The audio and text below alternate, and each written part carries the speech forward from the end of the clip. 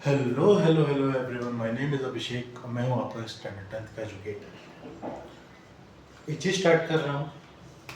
Standard 10th का science, physics, chemistry. कोशिश करूँगा कि आप लोगों को एक एक कॉन्सेप्ट, एक एक चीज़ बहुत प्यार से, बहुत अच्छे से सब कुछ एक्सप्लेन कर सकूँ। इस तरह से एक्सप्लेन कर सकूँ कि आपको किसी भी चीज़ में थोड़ी सी भी डाउट ना रहे। उसके लिए ज़रूरी है कि मेरे साथ एक जर्नी में जुड़ने का।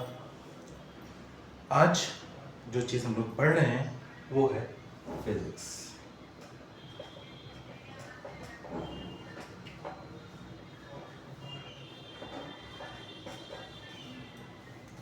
हमारा जो स्टैंडर्ड 10th का साइंस है वो बेसिकली 3 पार्ट्स में डिवाइडेड है।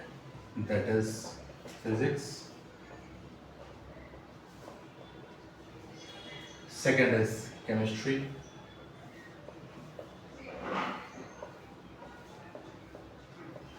And third is biology.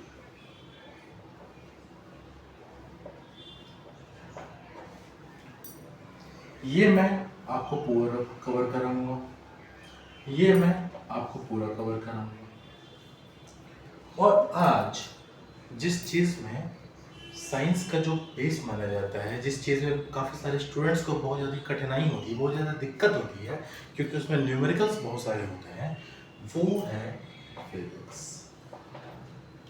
तो हम लोग आज स्टार्ट करने वाले हैं वो फिजिक्स से ही स्टार्ट करने वाले हैं। जब आप, और एक चीज़ पहले मैं बता दूं कि हमारा जो बेस रहेगा वो रहेगा NCERT। क्वेश्चंस आप किसी बुक से भी प्रैक्टिस कीजिए, कोई सा भी बुक से प्रैक्टिस कीजिए, लेकिन जो हमारा सिलेबस है, जो हमारा कॉन्सेप्ट्स है, जो भी चीज़ है, वो सब हम लोग करेंगे एनसीईआरटी से कवर। हम लोग का बेस एनसीईआरटी रहेगा, ठीक है?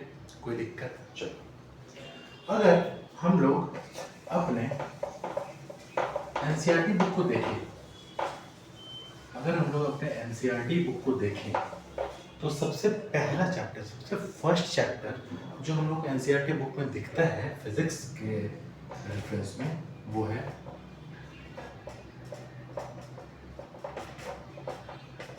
लाइट। लाइट चैप्टर है जो बहुत ज़्यादा इंपॉर्टेंट भी है, एग्जाम में भी भर भर के क्वेश्चंस आते हैं इससे। बहुत ज़्यादा कॉन्सेप्चुअल चैप्टर है, बहुत सारे स्टूडेंट्स को बहुत ज़्यादा दिक्कत होती है इस चैप्टर में, लेकिन मेरा प्रॉमिस है, एक बार ये पढ़ के देखो, सारा का सारा कॉन्सेप्ट, सारा का सारा चीज़ जो इसमें बताई गई है, अगर क्लियर ना हुआ तो फिर बोलना। बस मेरे साथ अपना साथ बनाए रखो। देखो, लाइट क्या होता है? लाइट जानते हो क्या होता है? Light, light is actually source of energy है।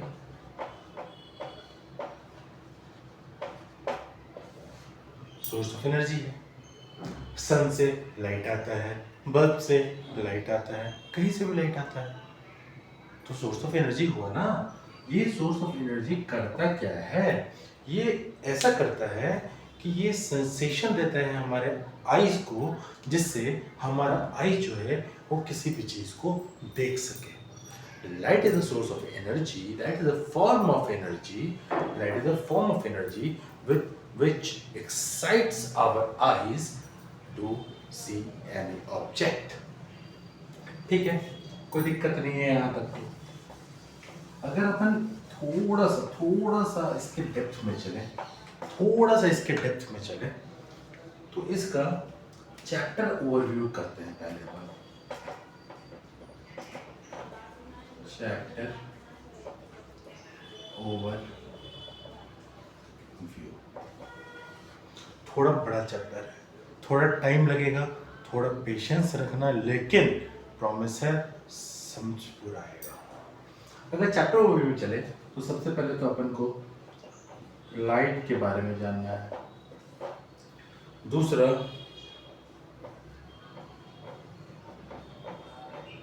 रिफ्लेक्शन के बारे में जानना है, थर्ड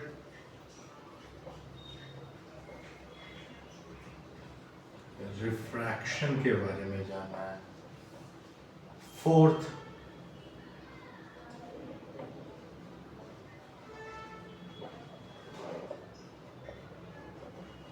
इमेज फॉर्मेशन पढ़ना है।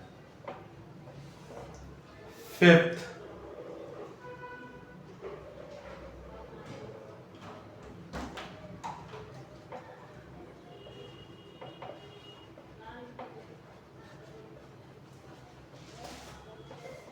मैग्निफिकेशन करना है।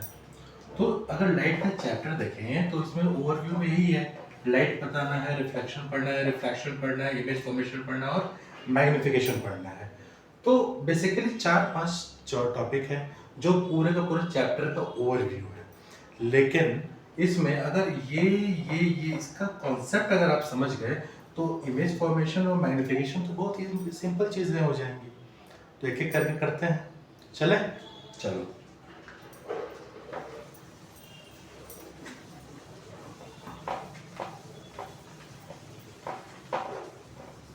सबसे पहले अपन का टॉपिक था लाइट।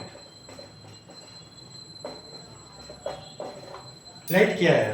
बचपन से लाइट देखते आ रहे हैं, लेकिन कभी डेफिनेशन सुने नहीं सुने, कभी कोशिश की जानने का कि लाइट होता क्या है, कैसे इमेज फॉर्मेशन करता है, कैसे कहाँ से लाइट आता है, कैसे रिफ्लेक्ट करता है, कैसे रिफ्रैक्ट करता है, कभी जानने की कोशिश की है?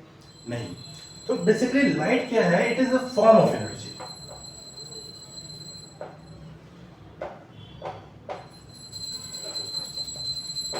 वो हमारे आईज को एक्साइट करता है कि वो किसी भी चीज को देख सके। ठीक है? Light basically is a form of energy that excites our eyes to see any object. Okay? तो बेसिकली लाइट तो सिंपल सा डेफिनेशन था, फॉर्म ऑफ एनर्जी था, 2 लाइन का डेफिनेशन था। ये तो बहुत इजी था तुम लोग के लिए। लेकिन जब इसका कॉन्सेप्ट जानते हैं, लाइट कैसे रिफ्लेक्ट करता है, लाइट कैसे रिफ्रैक्ट करता है, तो उसी चीज को बोलते हैं रिफ्लेक्शन।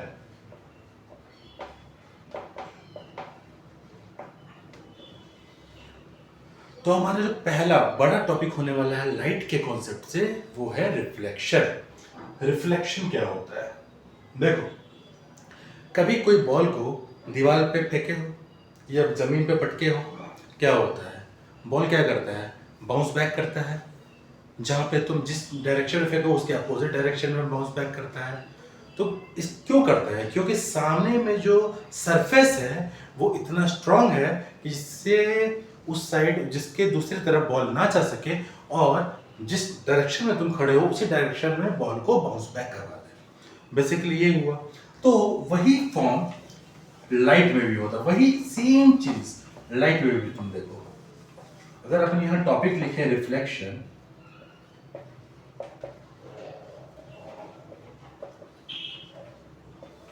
जैसे एक सरफेस है, एक सरफेस है, लाइट यहां से आई, लाइट यहां से आई, ये क्या है? ये लाइट आ रही है। ये क्या है? लाइट आ रही है। और सेम सरफेस में यहां पर टकराने के बाद लाइट वापस चली गई। जिस डायरेक्शन से लाइट आ रही है उसके अपोजिट डायरेक्शन में लाइट जा रही है, लेकिन हमारा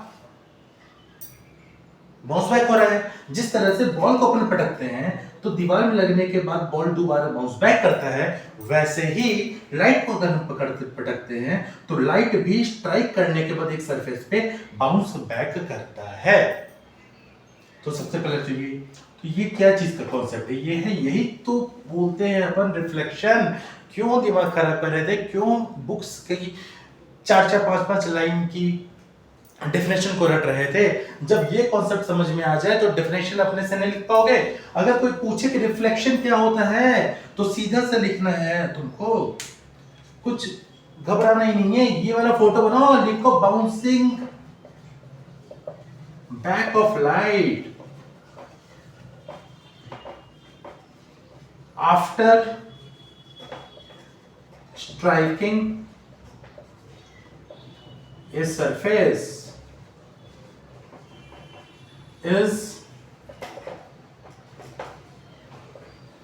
reflection. Bouncing back of light after striking a surface is called reflection. क्या होता है? कोई दिक्कत? देखो अपन इसको थोड़ा अच्छे से एक्सप्लेन करते हैं अपन।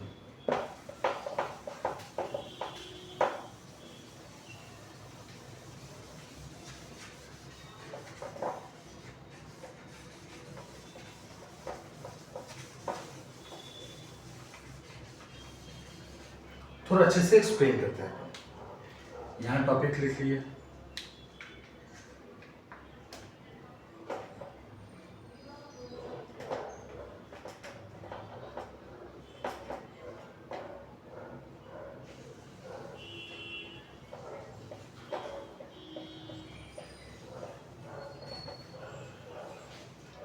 ये टॉपिक लिख लिए।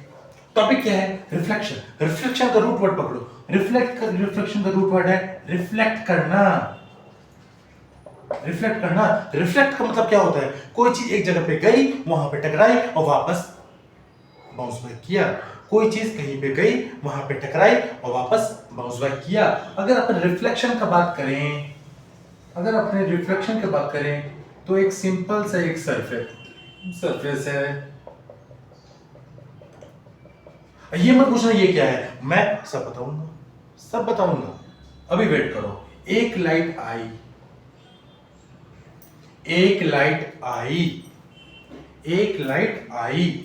कहां से आई? सोर्स से आई। अपने सोर्स से आई।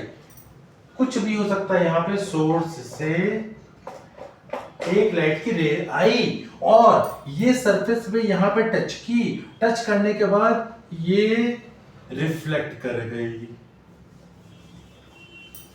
ये देखो, जो इंसिडेंट रे है उसका डायरेक्शन और जो रिफ्लेक्टेड रे है उसका डायरेक्शन, दोनों का डायरेक्शन अपोजिट है, लेकिन दोनों सेम सरफेस पे है, सेम प्लेन पे है। सॉरी, सरफेस नहीं, सेम प्लेन पे है।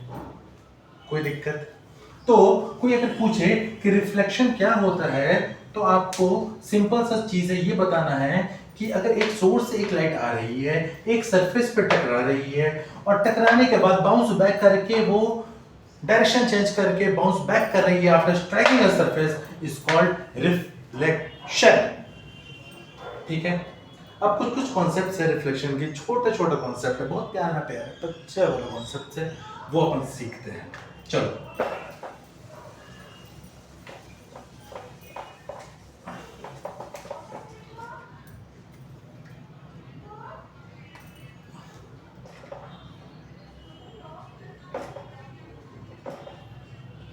concepts of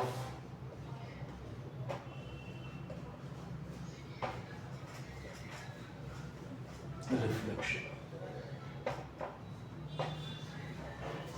अपन को सबसे पहले जानना है इंसिडेंट रे। सेकंड चीज जानना है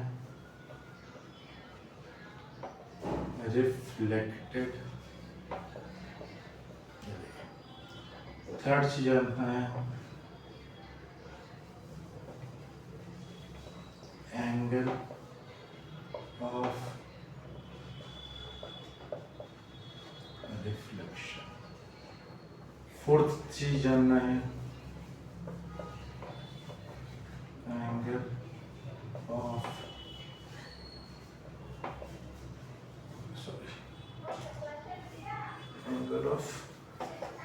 इंसिडेंस। फिफ्थ चीज जानना है, जो कि कॉन्सेप्ट नहीं है, नॉर्मल सी चीजें बता देंगे।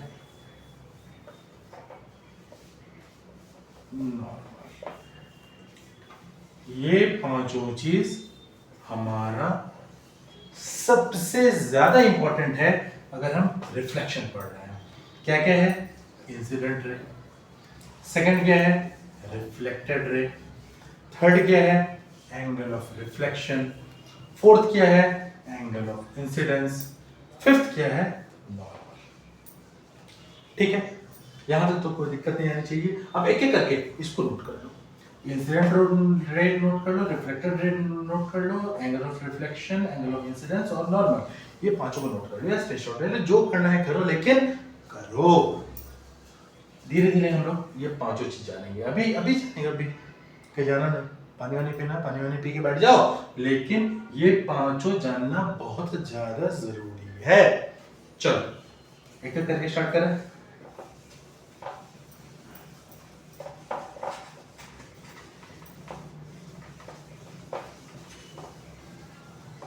एक एक करके स्टार्ट करते हैं।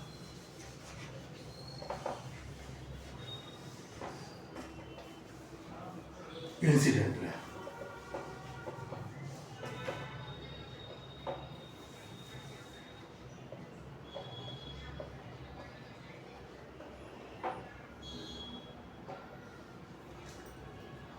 जो लाइट कहीं से आती है, किसी सोर्स से जो लाइट आती है और एक सरफेस पे स्ट्राइक करती है, जो लाइट किसी सोर्स से आती है और एक सरफेस पे स्ट्राइक करती है, that source, that ray of light, my dear friends, is called incident ray. जो रे ऑफ लाइट किसी सोर्स से निकलती है और किसी सरफेस पे जाके स्ट्राइक करती है, that ray of light is called incident रे। जैसे ये एक सरफेस है,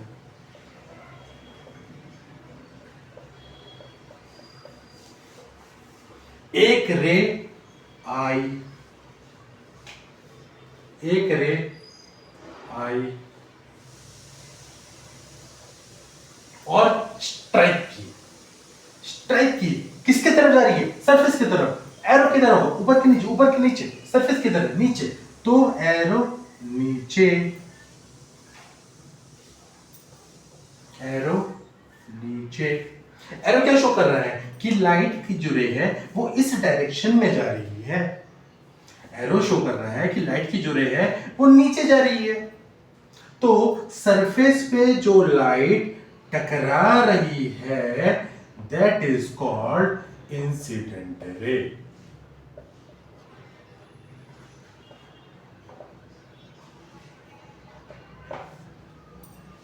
जो लाइट सोर्स से निकल के सरफेस पे टकरा रही है, उस लाइट को बोलते हैं अपन इंसिडेंट रे। कोई दिक्कत? कोई दिक्कत?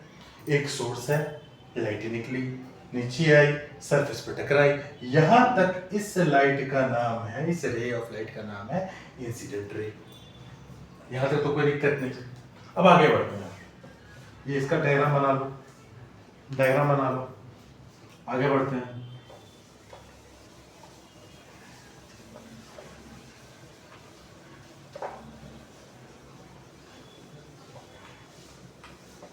आगे बढ़ते हैं।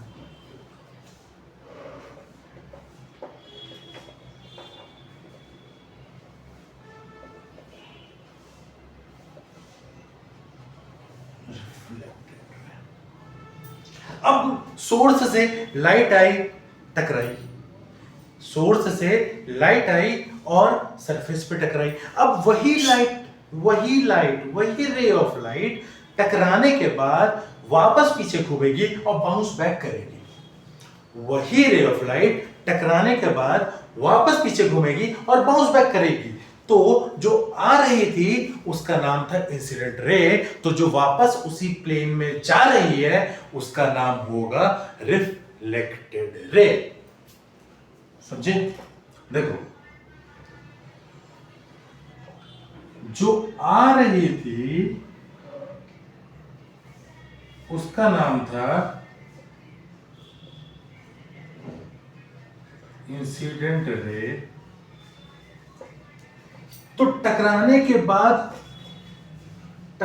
बाद जो लाइट वापस जाएगी उसका नाम होगा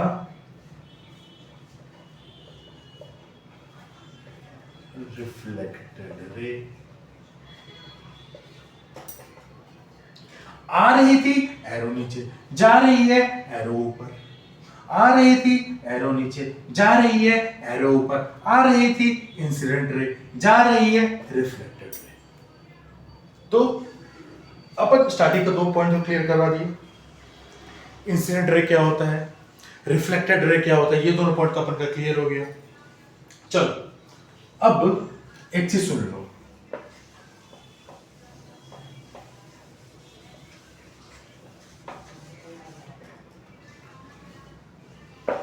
तीसरी चीज है जिसको अपन बोलते हैं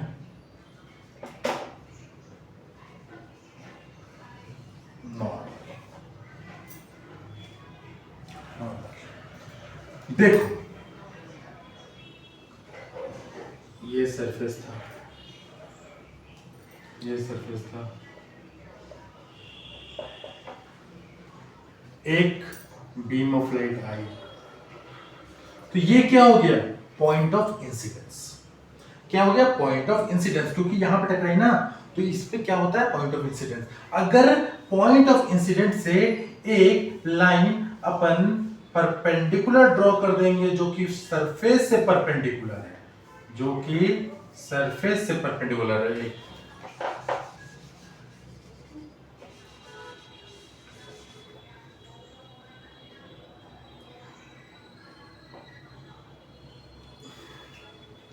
ये पॉइंट ऑफ इंसिडेंस है, ये पॉइंट ऑफ इंसिडेंस है।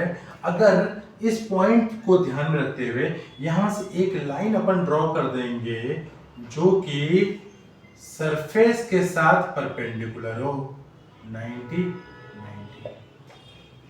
नॉर्मल किसके साथ परपेंडिकुलर हो, सरफेस के साथ परपेंडिकुलर हो, इंसिडेंट रे के साथ नहीं, इंसिडेंट रे के साथ नहीं। कहां पर परपेंडिकुलर हो, सरफेस के साथ परपेंडिकुलर हो, तो उस लाइन को अपन बोलते हैं नॉर्मल। क्या बोलते हैं, नॉर्मल। जो लाइन पॉइंट ऑफ इंसिडेंस से स्ट्रेट रहे और सरफेस के साथ परपेंडिकुलर हो, दैट इज 90 डिग्री का एंगल बना सरफेस के साथ, उस लाइन को अपन बोलते हैं नॉर्मल। चलो, और ऐसे ही यहां पे एक हो गया रिफ्लेक्टेड रे, ये है इंसिडेंट रे, ये है नॉर्मल, ये है रिफ्लेक्टेड रे, ये है इंसिडेंट रे, ये है नॉर्मल, ये है रिफ्लेक्टेड रे। आती हुई line incident ray, perpendicular line जो कि सरफेस से रहे, नॉर्मल, और जाती हुई लाइन रिफ्लेक्टेड रे। आती हुई इंसिडेंट रे, जाती हुई रिफ्लेक्टेड रे, आती हुई इंसिडेंट रे, जाती हुई रिफ्लेक्टेड रे। चलो आगे बढ़ते हैं। अगर अब इस तीनों का मिक्सचर हम लोग पढ़ लिए, हम लोग रिफ्लेक्शन के बारे में समझ रहे हैं, अभी हम लोग नॉर्मल पढ़ लिए, हम लोग इंसिडेंट रे पढ़ लिए, हम लोग रिफ्लेक्टेड रे पढ़ लिए। अब देखो, ये एक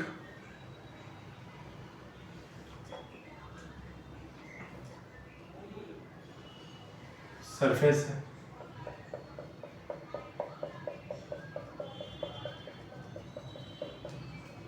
एक सरफेस है, ये आई,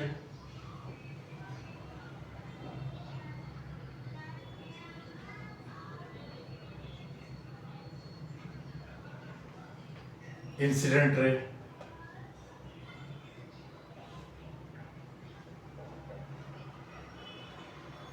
ये हुआ अपन नॉर्मल,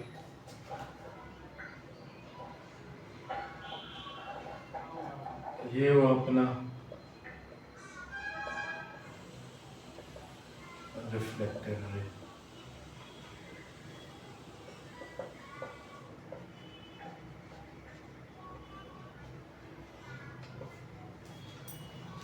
ये था इंसिडेंट रे, ये है नॉर्मल, ये है रिफ्लेक्टेड रे, ये है इंसिडेंट रे, ये है नॉर्मल, ये है रिफ्लेक्टेड रे।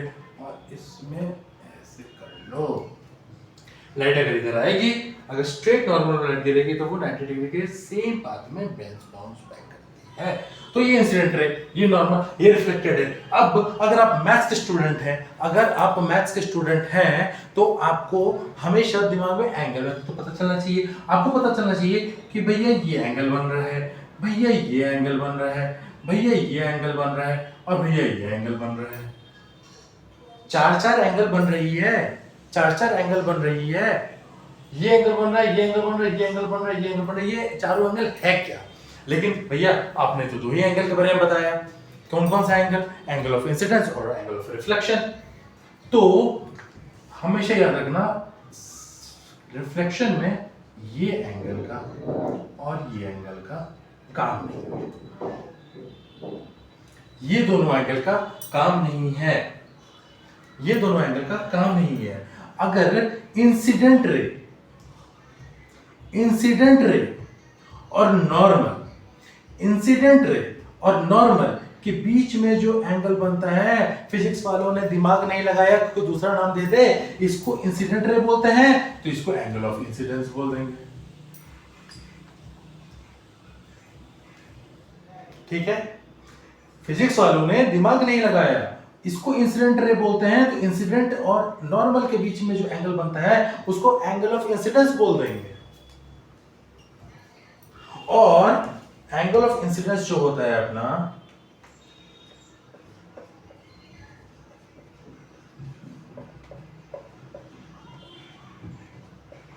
ये होता है एंगल आई। ठीक है, तो जिस तरह से इंसिडेंट रे और नॉर्मल के बीच में जो एंगल बनता है उसको एंगल ऑफ इंसिडेंस बोलते हैं, तो उसी तरह से नॉर्मल और रिफ्लेक्टेड रे के बीच में जो एंगल बनता है उसको एंगल ऑफ रिफ्लेक्शन बोल दिया। तो एंगल ऑफ रिफ्लेक्शन जो होता है वो होता है angle r. Incident ray normal के बीच का एंगल आई, नॉर्मल रिफ्लेक्टेड रे के बीच का एंगल आर। अब जब ये दोनों हो गया तो फिजिक्स वालों ने बोला क्यों ना इसका एक लॉ बना दें, तो आगे का जो हमारा टॉपिक है वो है लॉज ऑफ रिफ्लेक्शन। चलो यहां से समझ में आया। अपन ये है इंसिडेंट रे के बारे में समझ गए, अपन नॉर्मल के बारे में समझ गए, हम लोग रिफ्लेक्टेड रे के बारे में समझ गए, हम लोग एंगल ऑफ इंसिडेंस के बारे में समझ गए, और हम लोग एंगल ऑफ रिफ्लेक्शन के बारे में समझ गए। यही 5 टॉपिक का नाम बताए थे ना, ये देखो पांचों का पांचों यहाँ पे clear. Normal, incident ray, reflected ray, angle i, angle r. Angle of incidence को डिनोट करते हैं एंगल आई से, एंगल ऑफ रिफ्लेक्शन को डिनोट करते हैं एंगल आर से। अब देखो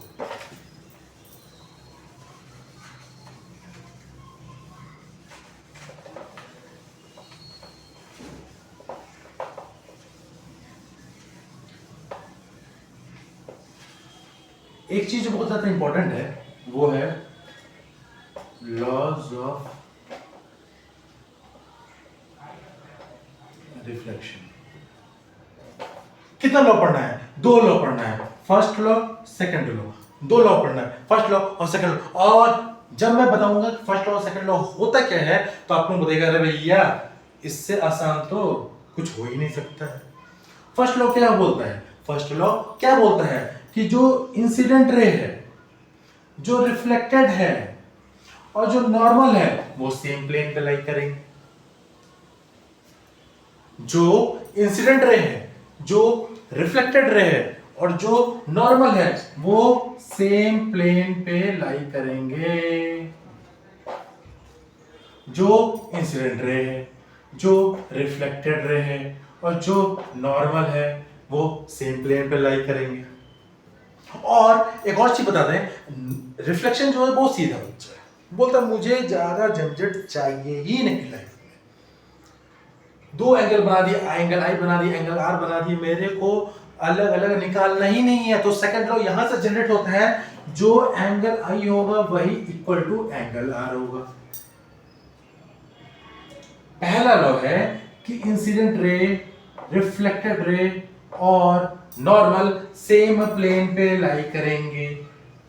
दूसरा लॉ है कि जो एंगल आई का वैल्यू होगा वही एंगल आर का वैल्यू होगा। झंझट चाहिए ही नहीं लाइफ में। अगर हम यहाँ पे एक्सप्लेन करें अगर इसी को अपन एक्सप्लेन करें तो ये अगर सरफेस है, ये इंसिडेंट रे है, ये रिफ्लेक्टेड रे है, ये नॉर्मल है।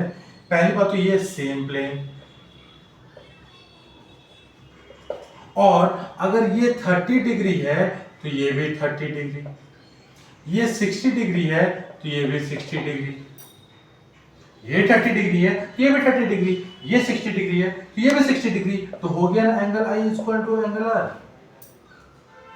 और अगर सीबीएसई वाले थोड़ा सा दिमाग लगा दे, थोड़ा सा अच्छा क्वेश्चन बनाना का चाहें, तो अगर ये कॉन्सेप्ट दे दें कि ये ऐसे है, ये ऐसे है, ये इंसिडेंट रे है, ये रिफ्लेक्टेड है, ये नॉर्मल है, और अगर ये एंगल दे दे आपको 40 डिग्री का, अब बोले angle i and angle r का वैल्यू क्या होगा, तो आपको बताए हैं कि नॉर्मल जो होता है वो सरफेस के साथ 90 डिग्री का एंगल बनाता है।